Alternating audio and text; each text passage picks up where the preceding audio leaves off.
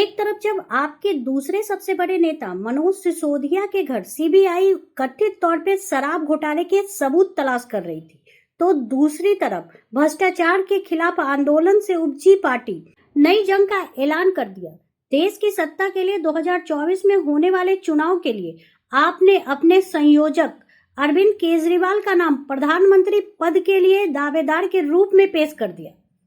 आम आदमी पार्टी पहले भी इस तरह के कुछ संकेत दे चुकी है, पर अब खुलकर कह दिया कि केजरीवाल ही मोदी के विकल्प बन सकते हैं। 2024 का चुनाव मोदी बनाम केजरीवाल होने वाला है। पहली नजर में इसे सिसोदिया के खिलाफ सीबीआई की छापेमारी को लेकर आक्रोश में कई बात समझी जा सकती है, लेकिन जिस तरह से आपके 3 बड़े नेताओं ने यही बात कही, जिसमें संजय सिंह, राघव जड्डा और खुद मनीष सिसोदिया हैं, तो मन में कोई शंका नहीं रहनी चाहिए। 2024 में कौन किसको टक्कर देगा, किसकी जीत होगी और किसकी हार होगी, ये तो 2 साल बाद ही तय हो पाएगा। लेकिन फिलहाल ये साफ है कि मोदी को हराने के लिए जिस विपक्षी एकता की बात की जा रही थी, वो एक होने से पहले ही बिखरती दिखाई दे रही है। आपकी की गई घोषणा से कहीं न कहीं बीजेपी को राहत मिली है। बीजेपी इसलिए राहत महसूस कर सकती है कि 2024 में मुकाबला त्रिकोणीय होगा और विपक्ष बंट जाएगा।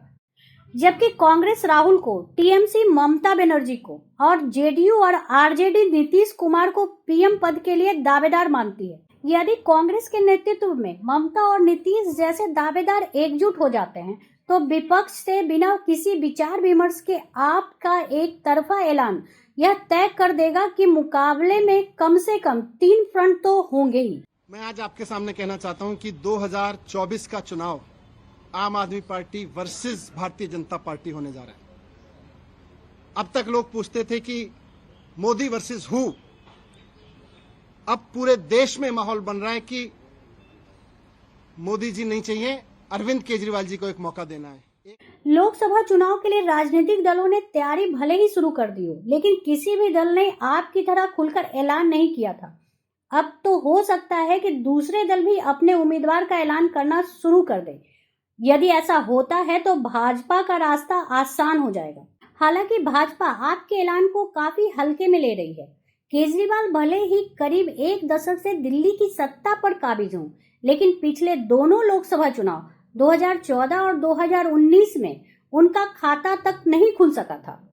इस पर बीजेपी के अनुराग ठाकुर का कहना है कि पहले भी वह चुनौतियां दे चुके हैं और नतीजा देख चुके हैं। जहां उत्तर प्रदेश और उत्तराखंड में जहां दावा किया था कि पूर्ण बहुमत से सरकार बनाएंगे, लेकिन खाता तक नहीं खोल पाए। गुजरात और हिमाचल में भी खाता नहीं खोल पाए। शराब नीति आपकी हिट विकेट हो गई है। यही कारण है कि दिल्ली और पंजाब में उनकी सरकारें बहुत प्रयास पहले भी किए, 2019 में भी किए, उससे पहले भी किए। अलग अलग राज्यों के 4 राज्यों में चुनाव हुए, तब भी बड़ी बड़ी बातें की। ये कहीं पर भी मोदी जी के आगे खड़े नहीं हो पाए, क्योंकि जनता का विश्वास और आशीर्वाद नरेंद्र मोदी जी पर था और भारत को आगे बढ़ाने का काम भी नरेंद्र मोदी जी ने किया है।